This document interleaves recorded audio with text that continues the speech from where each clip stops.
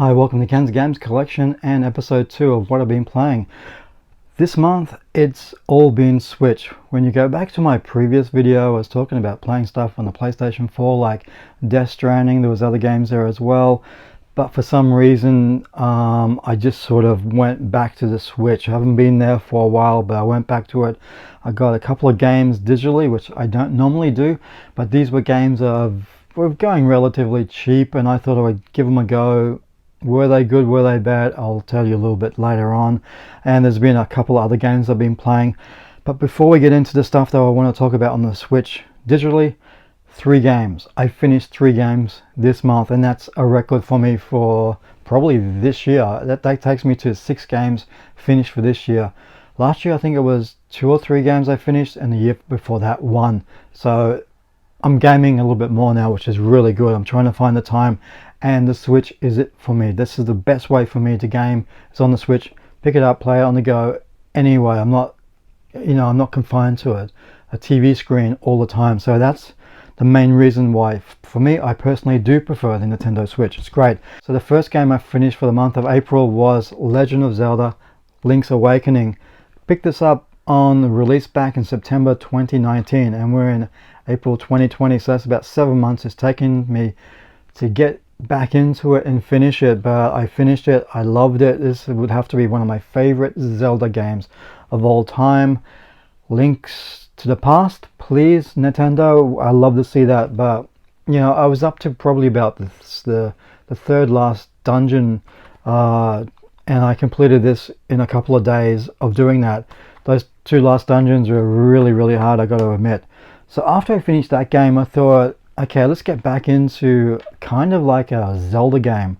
And I love this one on the Nintendo Switch, and I think I got it on the PlayStation 4 as well, via limited run through FDG Entertainment, and that is Oceanhorn, the monster of the Uncharted Seas. Now, to my surprise, when I went back in to start playing this game, I went to one of the islands only to realize that was the last island. So I got so far into this game, put it down to probably play some other game, and totally forgot that I was really close to the end. And within a couple of hours, I completed this game. Great game. If you can hunt it down, I think the best way is digitally now. Do get it. The sequel is already on Android and iPhone. It's got to come to home console because that has the look of Breath of the Wild. I think it will be maybe even better than Breath of the Wild, but this is a great inspired by the Legend of Zelda series, so recommend this one. It's so cool. Then after that, I'm thinking, okay, I got a new game last month. I think it was in, I don't know, was it for March maybe, and that was for Nintendo Switch. Super Lucky's Tale. I got back into this one. I pretty much started the game from scratch, spent a couple of days, and the boss battles were pretty cool, and I finally beat this game. So that was my 3rd game for the month of April that I completed, which was so cool. Great game by Playful. Please, can we see a sequel to this game? It's so cute, adorable. I really did like it. Now, games I picked up on the Nintendo Switch digitally, the eShop. Now this game, when I saw it on the eShop, it kind of reminded me of a really cool game I got on the Nintendo DS, 3DS. That's Mighty Switch Force 1 and 2. And this game is called Dino Bomb. It kind of looks like that, but when I played it, I was a little bit disappointed. And this game was probably only about $2.50.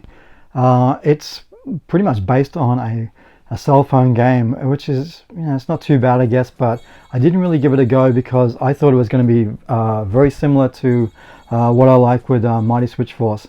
It wasn't like that. It was more, you got like a little, it's not even a little mini level. You have to do certain tasks to open the portal and go to the next stage. It's one of those sort of games. It's not like a platform game where you go from point A to point B. So I didn't really give it a go. But I went back into it. I am enjoying it a little bit more now, and for the price that was worth, it's okay. So another game that I picked up. Now this was really funny because in the previous video I talked about playing Monkey King Hero Returns on the PlayStation 4. And to my surprise, I see there's another Monkey King inspired game called Monkey Business. This is, I'm pretty sure it's another cell phone game. It's a platforming game. It looks really cool for what it's worth.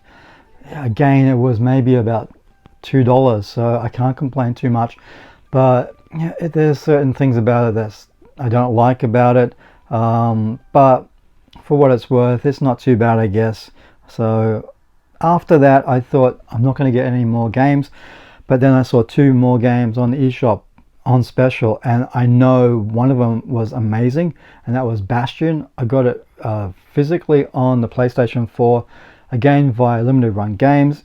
If you want to hunt it down, it's going to be expensive on eBay and Facebook Marketplace maybe, but that was a cool game, and that was one of the games I got, and I've got it on the PlayStation 4, like I said. But the next game that I decided to take a chance on, and I saw it over on Teysinds Spot On game channel. I'll leave a link for Tyson. He's a really cool guy. He did a video talking about a game called Transistor. Now this is made by the same company. It's it's like an isometrical view. It's an action RPG strategy game. You actually can freeze time to strategize your different attacks on the enemies, which is really cool. It's a story about a singer. Her name is Red, and this sword that she wields, which can talk. It sounds a bit odd. The art style is really great. It's got like a bit of a film noir feel to it with this way the dialogue and the story progresses. I always thought it's hard to make new friends, but making enemies, I guess that's easy. So I like that a lot. So that was really cool. And I did re-download Pokemon Quest, which is a game that pretty much plays itself, to be honest with you. But that was the digital stuff that I picked up. Now there's 3 more games I've been playing. I thought maybe I would have beaten one by now, but I got a little bit tired of it, and so I went and played another game. But also I've been playing Kirby Star Alliance. This is the game I've been playing. It looks really cool. I thought maybe I could defeat it pretty quickly, but it seems to be the levels just seem to be going on and on. I did do a download for an update download for this, and I think they must have added a lot of new features to it, so that's okay. It's not a bad game. I do like the Kirby games on the Nintendo 3DS. Now this one I'm not even going to try and pronounce, but I've had this in the collection for a while by Nicholas, I think. They always have cool things inside here. This has got a manual, but some do have CDs and key rings like in Wonder Boy 3 to Dragon's Trap. Cool game that's been on the DS. I think I was going to pick it up on the PlayStation Vita, but because of the Switch I picked it up. It's cool. I do find a few things frustrating. This is a girl. She's got a fishing rod that you're going through the levels, defeating enemies with the fishing rod. But there's times when I'm trying to do a grapple hook to get up to certain spots, and it's really difficult to do that. So I will get back into these 2 games. Hopefully I'll have them finished. But to finish this off, a game that I picked up and been wanting to get it since I first heard about it last year.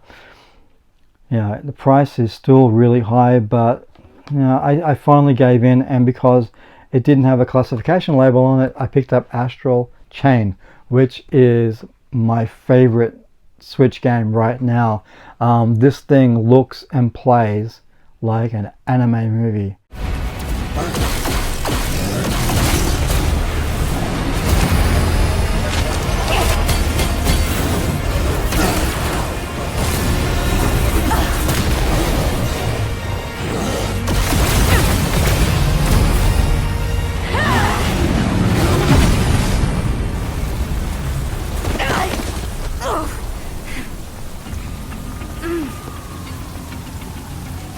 It's just phenomenal. What people think that the Switch isn't that powerful, but for what this game does, and just what's going on in it with the battles. I lose sight of where I am during these battles. I'm just mashing those buttons, and whatever's happening, I don't know. I do shoot a lot of footage of that so I can go back and see how did I play that, beat that boss. And yeah, it's intense, it's insane. I'm so glad I finally picked this one up. It's a recommendation. It really is cool. Astral Chain 2, please. I love this game. It's so cool. It's just, and the characters you can play as the male brother or sister. You can play as either or either. At the moment I'm playing as the sister. I'll probably finish this game, play it again as the brother, and just see if there's any dialogue or some difference in it. But it's a really cool game. So that's the games I've been playing. Again, all Nintendo Switch stuff. I don't know what I'll be playing over the next couple of weeks. I've got another game coming. I'll do a pickups video. It's only going to be a couple of pickups for this month. Hopefully next month I'll ramp it up. But yeah, I've gone back heavily into Nintendo Switch because of the fact that, hey, I can pick this thing up and just play it anywhere. And that's the whole idea of the Nintendo Switch. Not to be confined to TV screen all the time. You can just take it on the go. I can play it anywhere, downstairs, upstairs, in the bathroom, anywhere you want. So hey, that's it. That's why I'm playing it on for the month of April. Let's see what I'm going to get up to next month. But 3 games, unbelievable. That's a record for me. So hopefully I can knock off a couple of these other games and have some new stuff to talk about. It may not be Switch stuff, I don't know, but we'll see what happens there.